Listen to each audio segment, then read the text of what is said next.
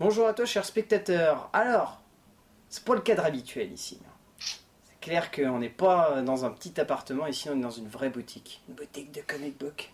Une vraie de vraie. Et de produits dérivés. Et de produits dérivés, c'est toujours bien de le préciser. On est dans la boutique à plein rêve pour parler de Ant-Man de Peyton Reed avec Endil. Salut. Qui revient comme par hasard pour un comic book Pour et un en film plus de c'est Marvel. super-héros, mais un c'est film de très super-héros. étonnant. Mais Ouais, j'aimerais bien en faire sur des films d'ici, il y en a Bah pas oui, pour oui. l'instant. Non mais va falloir. L'année prochaine. Ouais, bah oui, oui, Avec prochaine, plaisir. il y a intérêt. Donc, de quoi ça parle Ant-Man Eh bien, ça parle de Scott, qui est un cambrioleur de haut vol, le meilleur, comme certains le disent, dans sa profession, qui va cambrioler une maison dans laquelle il ne va pas trouver un trésor ou beaucoup d'argent comme il l'espère, mais une combinaison. La combinaison de Hank Pym, qui est un scientifique qui a découvert la particule Pym pour le Shield, mais qui a préféré la garder pour lui pour éviter qu'il y ait des problèmes. Et donc rapidement, Scott va se mettre à rentrer en contact avec Hank, qui va le former pour que Scott devienne le nouveau Ant-Man. C'est Voilà, bien, c'est bien résumé. ouais, c'est pas mal. C'est plus simple, on va éviter de trop rentrer dans les détails pour trop en révéler. Bon allez, tout de suite, Annie, t'en as pensé quoi dans sa globalité du film? Voilà, c'est compliqué. Tout de suite la question. Tout de comme suite ça, la en question, direct, pas la là. globalité, tout de suite. Bah écoute, moi on m'a déjà posé la question depuis ce matin, un peu ce que j'en pensais. Je dirais que j'aime à la fois beaucoup le film et je le trouve déplaisant aussi d'une certaine manière. C'est-à-dire que plein de bonnes idées de mise en scène avec les échelles, etc. Je trouve qu'il y a un casting qui se tient pour une fois vraiment bien dans son ensemble. Avec une super mention pour Michael Douglas que je trouve vraiment il en fait pas trop donc c'est parfait, vraiment un bon cast, mais d'un autre côté je me dis il lance plein de pistes pour faire pour proposer potentiellement un entertainment très fort, presque novateur chez Disney, et ils vont pas au bout des choses. Oui, mais c'est vrai que à la base, le projet donc, devait être réalisé par Edgar Wright, ce qui tout de même était ultra vendeur sur le papier, enfin, faisait bander la plupart des fanboys et des geeks de toute la planète. Au final, il s'avère que moi je trouve qu'on ressent quand même la patte d'Edgar Wright. Elle est présente dans le film, elle est indéniable, elle a influencé toute la construction du long métrage, ça se ressent. Après, le problème, c'est que voilà, les mecs ont essayé de bâtir quelque chose autour qui ne rend pas hommage au travail d'Edgar Wright, et en même temps est complètement déconstruit, comme tu l'as dit, parce que ça va dans une direction d'entertainment très grand public. Moi je trouve que ça marche au final, c'est tout de même divertissant. Ça marche, c'est sûr. C'est un film qui donne la banane, c'est un film qui équilibre plutôt bien son ton entre tranches de rigolade et moments vraiment dramatiques. Il y a des moments dramatiques que j'ai trouvé vraiment touchants, la séquence où, bon, spoil évidemment, la séquence où on découvre que Hank a perdu sa femme dans une mission, elle est très très belle, cette séquence-là, elle est vraiment surprenante. Il y a 2 scènes de flashback avec Michael Douglas qui sont vraiment vraiment bien. Je trouve que c'est quasiment les 2 meilleures scènes, parce que c'est là où justement par contre ils ont vraiment essayé de construire quelque chose avec la mythologie de Marvel, avec le passé. Au tout début, il y a une scène qui se passe dans les années 80, on voit entre autres l'agent Carter, on voit le père de Tony Stark. Enfin, du coup, il y a, voilà, la mythologie là elle se construit, là elle prend du sens, là ça prend vraiment... Enfin, c'est excitant. Et aussi cette scène aussi sur la fusée avec la guêpe qui est très chouette. Et finalement, presque, je dirais que Michael Douglas est le héros quasiment de ce film. Mais à mon avis, ça m'étonnerait pas que dans la première version du scénario, Edgar Wright ait laissé beaucoup de place avec Joe Cornish sur l'écriture, sur le personnage de Hank. Il est un petit peu mis en retrait, Scott, pour se permettre justement de créer une vraie mythologie autour du personnage de Hank dans ce film, même s'il est souvent mis en second par on va dire une partie du scénario. C'est vraiment lui le héros qui captive le spectateur, c'est vraiment lui qu'on retient à la fin du film. Clairement. On peut déjà commencer à parler un petit peu du scénar. Alors donc, il y a une première version écrite par Edgar Wright et Joe Cornish, qui a une deuxième version sur laquelle Edgar Wright et Joe Cornish sont restés, et où il y a eu Adam McKay et Paul Rudd qui ont filé un coup de main. Visiblement, il y a 2 autres script doctors qui sont passés par-dessus pour essayer de renchaîner d'autres séquences qui marchaient pas, et il y a 2 autres scénaristes qui avaient bossé avant avec Edgar Wright et Joe Cornish qui ont en plus été évincés au niveau du casting. Donc c'est dire à quel point c'est le bordel. Je sais pas ce que t'en penses, moi, mais je trouve que ce scénario, il est foutraque, mais il a du rythme, mais il n'est pas équilibré. C'est un projet un peu maudit en fait chez Marvel, c'est-à-dire que déjà dès le départ, faire un film Ant-Man, c'était pas gagné d'avance. C'est un personnage qui est pas très populaire, qui est pas vendeur sur le qui est papier, pas ça attire si personne. vendeur, qui a pas non plus un passé historique dans le comic book qui est très fort. Sauf, en gros, sur Ant-Man, ce qui est le plus intéressant, c'est quand il devient Giant Man. Donc, bon, bah voilà. Voilà, c'était déjà un projet un peu casse-gueule qui est devenu de plus en plus compliqué à gérer, je pense, pour Marvel, parce qu'il y a eu du retard, parce qu'à un moment donné aussi, Edgar Wright, on l'a plus ou moins poussé à côté. Ils ont essayé de chercher des réalisateurs, il y en a quand même un bon nombre qui ont dit non. Et puis, le souci, c'est qu'ils avaient annoncé quand même le film pour l'été 2015. Pour l'été 2015 avec Marvel Studios. C'est bien et pas bien, mais quand ils annoncent un film, ils veulent absolument le faire. S'ils le font pas, c'est un échec crucial pour eux. Donc, ils y sont allés un peu les mains dans la merde. Et finalement, c'est vrai qu'ils sont, voilà, ils en sont tirés d'une certaine manière. On sent, comme tu le disais tout à l'heure, qu'à la base, il y a potentiellement un bon scénario, celui d'Edgar Wright, avec plein d'idées très riches, que le gars s'est barré parce que peut-être qu'il y avait des idées qui plaisaient pas à Marvel Studios. Ils ont emmené des gars à côté qui ont bricolé avec. Alors ils ont bricolé avec une pépite. Et ça rend un truc fait, je trouve, vraiment vite, tu vois, dans la précipitation, en se disant, bon, faut le faire. Sans l'ambition, je pense que c'est ça, c'est que le film manque cruellement de l'ambition des gars. Ça c'est clair, il manque complètement d'ambition, enfin que ce soit dans sa manière d'écrire. Enfin, moi je pense, tu vois, ce qui m'a surpris, on va dire, c'est que le début du film m'a vraiment fait penser aux Gardiens de la Galaxie, dans le sens où il faut qu'on ait une scène avant le logo. Ouais, c'est vrai, ouais. Ça rappelle les Gardiens de la Galaxie, cette scène, il faut replacer un contexte avant ensuite de développer les héros. Et c'est pareil que dans les Gardiens de la Galaxie, c'est une scène qui se passe il y a longtemps, dans les années 60. Enfin, voilà, c'est une scène qui a beaucoup de recul. Et puis ensuite, il y a le logo. Et puis ensuite, là, on tombe dans un univers auquel on s'attend pas forcément. C'est un univers qui est un petit peu décalé, où là, on se retrouve en prison. Puis ensuite, on découvre que le mec, il va aller dans l'appart avec ses potes. Et puis voilà, on débarque vraiment dans un monde qui est décalé. Et moi, ce qui m'a surpris, c'est que quand on revient dans l'univers vraiment Marvel, quand on revient sur Hank, qui va à la présentation de Cross, c'est ça. Et ben là tout de suite il y a un ton Marvel qui revient dans le sens où il y a la musique bien à la Marvel, il y a les plans bien à la Marvel, bien en grue, etc. C'est ce qui m'a surpris, on va dire, au début, et que je trouvais intéressant, c'était qu'il y avait vraiment deux univers décalés qui se ressentaient vraiment, un peu comme dans les Gardiens. Un peu comme dans les Gardiens. Après, il manque clairement l'ambition que James Gunn avait les Gardiens, c'est-à-dire de créer entre guillemets un espèce de space opéra, on va dire, décalé et comique. Là on est plus dans un film d'espionnage science-fiction décalé et comique. C'est un peu un Ocean's Eleven version Marvel. Version Marvel, c'est pas fou. Avec un peu de science-fiction, parce qu'il y a quand même des scènes très blockbusters qu'il y a d'une certaine manière dans Ocean's Eleven, mais là voilà, c'est des gars qui volent. Enfin, je vois pas George Clooney voler avec Matt Damon. Ça pourrait être marrant. Remarque, George Clooney a déjà volé, mais dans la combinaison de Batman. Oui, c'est vrai. Malheureusement. Bonjour à lui d'ailleurs.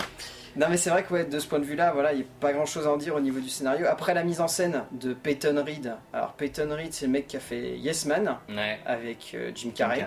Alors beaucoup disent que c'est un Yes Man, non, c'est le mec qui a fait Yes Man, c'est pas la même chose. Je pense pas non plus que c'est complètement un Yes Man, Peyton Reed. Parce que il est clair et net qu'il a été influencé par le storyboard d'Edgar Wright. Ça se ressent. Les quelques images qui ont fuité sur internet qui montraient le storyboard d'Edgar Wright, elles se ressentent dans la manière dont Peyton Reed a construit sa mise en scène, notamment dans les scènes où Scott se réduit. La toute première scène, c'est exactement le storyboard qu'avait prévu Edgar Wright. C'est exactement les tests qu'il avait commencé à faire avec Paul Rudd. C'est exactement ça. Moi je trouve que ça marche bien la mise en scène, même si c'est pareil comme de scénario, ça manque d'ambition. Ça manque d'ambition. Ça sait pas quoi faire. Il y a pas mal de choses franchement très chouettes, notamment avec Hank, en fait, créer une sorte de boomerang, on va dire, qui permet de réduire les objets ou de les agrandir. Et du coup, il y a toute une palette d'idées vraiment super. Quand il y a le tank qui s'agrandit, quand il y a le train, quand il y a la fourmi géante que je trouve vraiment délirante. Ça c'est super en fait. Même il y a aussi une scène, alors du coup sans ce gadget là, mais qui se passe dans une mallette qui est en train de tomber d'hélicoptère, où ils sont en train de sauter sur un iPhone, où du coup il y a des musiques, où ils mettent en route des integrations de The Cure. Voilà. C'est génial. C'est des super idées, ça c'est des super idées. Du coup je me dis mais putain, mais pourquoi vous n'êtes pas allé plus loin en fait dans ce délire pour vraiment proposer quelque chose de là où justement Disney peut savoir faire ces grands entertainment pour les plus jeunes ou pour les ados, enfin des trucs démesurés. Et là en plus je pense que malgré tout cette prise de risque elle aurait trouvé son public, parce que les gens se seraient dit ah oui quand même ça c'est le blockbuster de l'été, ça aurait pas déconcerté tout le monde. Et voilà, je trouve qu'ils sont pas allés au bout de ces idées-là. Peut-être pour une suite, s'il y a une suite, moi je pense pas qu'il y aura de suite. Je pense qu'effectivement c'est plus du one shot, c'est plus un essai pour après intégrer le perso dans l'univers Marvel. Complètement. Mais c'est dommage, ils sont pas allés au bout. Ils ont fait le film parce que, encore une fois, il fallait le faire, quoi. Ils l'ont fait comme ils le pouvaient, avec le temps qu'ils pouvaient, avec l'argent qu'ils pouvaient. Et des fois, tu te dis, il faut mieux un peu reculer. Vaut mieux reculer un film, prendre du recul, savoir prendre des risques. C'est de réfléchir avec l'auteur du film. Et là, c'est ce qui s'est pas passé. C'est compliqué chez Marvel Studios. Hein. Bah oui. C'est pas moi qui le dis en plus, hein, c'est comme plusieurs réalisateurs qui sont passés dans cette écurie ont un retour, une expérience sur le tournage qui va plutôt bien, mais sur le montage qui est très... il y en a beaucoup qui se font enlever carrément le director's cut. Hein. Enfin, James Gunn il s'en est jamais caché, il a dit j'ai eu tous les droits sur le plateau, mais dès qu'il a fallu passer dans la salle de montage, fallait qu'il ferme sa gueule, quoi, parce que sinon il s'en prenait un peu dans le cul, mais bon. Après, juste pour finir sur Peyton Reed, moi les séquences qui me marquent vraiment, c'est vraiment les séquences où Ant-Man se réduit, donc. Moi, je trouve qu'elles sont vraiment très intelligentes dans le sens où c'est cohérent, sans être trop outrancier, c'est plutôt épique, sans jamais verser dans la facilité. Et puis la scène du train qui est montrée dans la bande-annonce. Mais ça c'est dommage. Même si l'effet comique fonctionne pas forcément, elle est tout de même intelligente parce qu'il y a beaucoup de moments qu'on n'a pas vu dans la bande-annonce, notamment le moment où il lance les wagons. Ça, ils n'auraient pas dû le montrer en fait. Oui, non, complètement. Ils n'auraient pas dû le montrer. Là où j'ai vraiment rigolé sur cette seconde bande-annonce, je trouvais vraiment que c'était une belle idée. Je l'attendais en fait. Je l'ai vu, je fais ouais, c'est sympa. Mais il y a eu cet effet qui est disparu. Oui. Il a complètement disparu. Hein, autre chose qui aurait pu être sympa sur le film, parce qu'il sort en 3D, en tout cas, je sais pas si tu l'as vu en 3D, si, moi je l'ai vu en 3D. Ouais. Je me suis dit quand même, un film qui joue sur les échelles, ils peuvent faire une 3D qui soit vraiment, vraiment cool, quoi. Et j'ai été super déçu. Je me suis dit, pendant les scènes de transformation, là il y a vraiment des choses à faire. Il va y avoir de l'effet. Un truc complètement taré et tout. Et finalement. C'est vrai qu'au final, ça s'imite simplement à voir quelqu'un se réduire et puis avoir la caméra qui tout d'un coup va partir dans les échelles. Et puis, je te dis encore une fois, ça marche. Moi je trouve que ça marche. Je trouve que ça marche vraiment bien parce que oui, la 3D n'est pas forcément. On va dire ultra importante dans le film, mais elle arrive à jouer avec ce jeu d'échelle où on a vraiment la sensation de pas juste se réduire comme ça tout simplement. On a vraiment la sensation de voir des paliers comme si la caméra avait du mal elle-même à suivre le personnage de Ant-Man, et puis que finalement quand on arrive tout en bas et qu'on voit tout ça, il y a un très joli jeu on va dire, mais ça voilà, c'est plus un tout en fait, c'est plus la mise en scène combinée au son, combinée au montage, combinée au travail des effets spéciaux, combinée à tout, enfin voilà, ça forme on va dire un tout cohérent. Pas sûr que les effets spéciaux vieillissent bien. Par contre oui, je pense d'ici 5 ans ils sont déjà obsolètes. Parce que la scène de la baignoire, elle est chouette, mais déjà elle est... Enfin, moi je pense que ce film va vraiment pas bien vieillir visuellement. Oui, t'as raison. Après, ça se verra peut-être très sympathiquement à la télé, mais j'aimerais pas le revoir d'ici effectivement 5-10 ans. C'est aussi un gros problème du film actuel, des gros blockbusters, mais là notamment c'est un film qui nécessite beaucoup d'effets spéciaux, parce que là, à la différence par exemple de Chérie, j'ai rétréci les gosses, où ils avaient tourné des scènes avec des grands décors ou des toutes petites choses, c'est ça. Là, ils ont misé à fond sur la 3D, sur les fonds verts, la CGI. Alors visiblement, ils ont quand même utilisé une caméra qui filmait, on va dire, les décors de manière à créer un effet maquette. C'est-à-dire, ils servaient d'un objectif spécial. C'est comme ça qu'il avait fait les tests, en fait, Edgar Wright, et c'est pour ça que ça rend plutôt bien dans l'idée. Après, oui, c'est sûr que voilà, il y a trop de CGI, Je pense que des fois, c'est dommage. Oui, c'est ça. Au niveau du casting, alors tu l'as dit, Michael Douglas, il vole la vedette à Paul Rudd, moi je trouve. Même si Paul Rudd est vraiment bon dans le rôle de Ant-Man. Il est assez juste. Moi j'avais peur qu'il en fasse trop. Et finalement en fait il est plutôt juste. Même il sait redescendre ses potes qui des fois eux sont carrément dans la blague potache. Puis voilà, il redescend un peu le jeu et ça c'est plutôt cool. Mais après Michael Douglas. Vas-y, parle de Michael Douglas. Michael Douglas, encore une fois, je trouve juste. Il est pour moi le héros du film en fait.